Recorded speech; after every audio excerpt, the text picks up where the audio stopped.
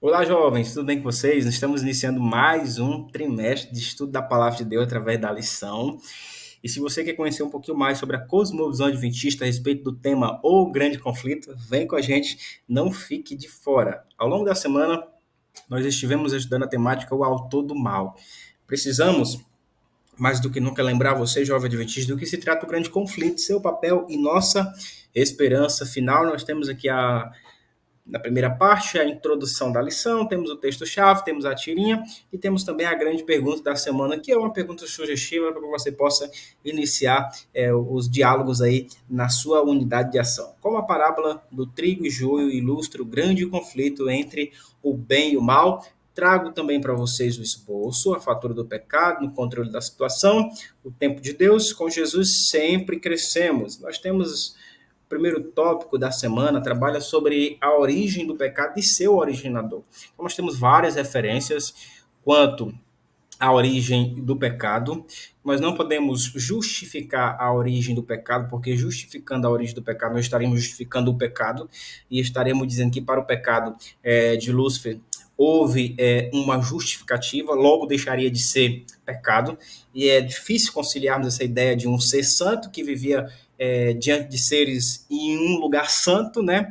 Pecou. Então, não tem como nós justificarmos, né? E se justificarmos, deixará de ser pecado. Então, a origem do pecado, embora nós temos muitas referências bíblicas sobre a origem do pecado, mas ainda existe essa falta de incompreensão nossa muitas das vezes. E repito, não significa dizer que o pecado ele não existiu ou que nós devemos justificar a nossa falta de compreensão e limitação para essa temática. Mas uma pergunta que você não pode deixar de fazer é: se Deus criou tudo perfeito, por que precisamos enfrentar a realidade do pecado? E essa pergunta ela vai se ampliando no decorrer do estudo da lição. Na parte de segunda e terça, a lição ela traz a parábola do trigo e joio. E a parábola do trigo e joio é uma parábola muito conhecida e com muitas aplicações a respeito do tema O Grande Conflito. Questionado Jesus a respeito do trigo e joio, a resposta de Jesus foi: deixem que cresçam juntos até a colheita. Até a colheita. E aqui a parábola, queridos, do trigo e joio representa, na verdade, duas realidades. Quais são essas duas realidades? A realidade humana e a realidade de Deus. Apresenta também duas formas de viver. Viver de acordo com o reino de Deus e viver de acordo com o reino do mal. E nós temos uma pergunta, e essa pergunta é a mesma pergunta para ambos, né? Como vivem as pessoas do reino de Deus? Ou como vivem as pessoas do reino do mal? Vale a pena destacarmos que essa forma de viver ela não é externada apenas de forma oral, mas muito mais com as nossas práticas, com as nossas ações, atitudes no dia a dia. Temos uma outra pergunta sugestiva: se Deus é amor e Satanás é o causador de todo mal, por que ele não foi destruído imediatamente? Queridos, felizmente, a parábola de Jesus termina com uma promessa: o pecado, o mal, o diabo, todos que se juntaram à sua rebelião serão destruídos.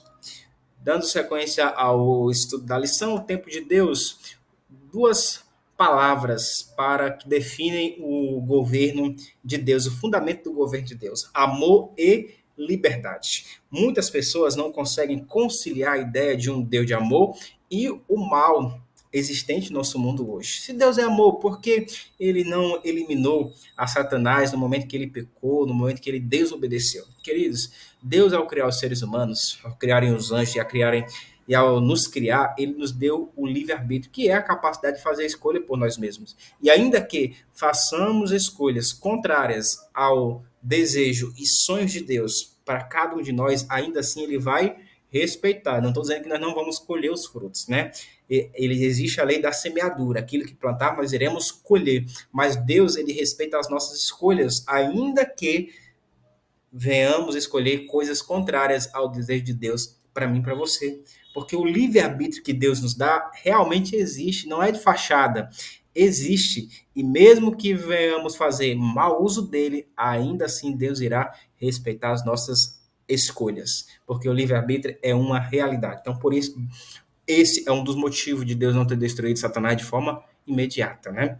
E existe uma frase na lição que eu trouxe na parte de segunda-feira, que diz o seguinte: o tempo é amigo da verdade. Quanto mais o tempo passa, mais as coisas se esclarecem. Então, ao longo da história, nós entendemos, conseguimos entender por que Deus não destruiu a Satanás também de imediato. Algumas coisas precisavam de tempo para serem bem esclarecidas. Deus gostaria do amor e da liberdade que ele deu aos seres, aos anjos criados, que ele os servisse com amor, com alegria, e não com obrigação ou por ter medo. Então, algumas coisas precisavam ser esclarecidas. E essa também é uma razão porque Deus não destruiu a Satanás de imediato. Queridos, nós concluímos o último tópico da lição com dois conceitos, a boa semente e o joio. A boa semente representa os filhos do reino de Deus. O joio representa os filhos do maligno. Boa semente versus joios. Quem é você no dia a dia? Quem é você na escola, no ambiente universitário? Quem é você na igreja? Quem é você na sua rua onde você mora? Você é uma boa semente ou você é um joio? Uma outra pergunta que nós não podemos deixar de fazermos ao estudarmos essa lição é como podemos permanecer fiéis a Jesus diariamente. Hoje nós vivemos, queridos, o grande conflito. E embora muitos não acreditam ou muitos queiram negar a realidade do grande conflito, o grande conflito é real. Porque se o grande conflito não fosse real, o sacrifício de Cristo tornaria insuficiente ou irrelevante, na verdade essa é a palavra, se tornaria irrelevante para mim e para você. Por que Cristo morreu? Se não existe sacrifício, se não existe a realidade do grande conflito, se não houve necessidade de derramamento de sangue. Então, percebe? Então, o grande conflito, ele é real. Amigos, a guerra do grande conflito é real. Este mundo e nossos corações são o campo de batalha. De que lado você está? Convido você a entregar seu coração ou a reentregar seu coração ao nosso Senhor e Salvador, Jesus Cristo, agora mesmo. Não há tempo a perder. Então, essa é a realidade do grande conflito. E diante do grande conflito, quem é você? Você é uma boa semente ou você é o joio? Que Deus te abençoe, que Deus te guarde.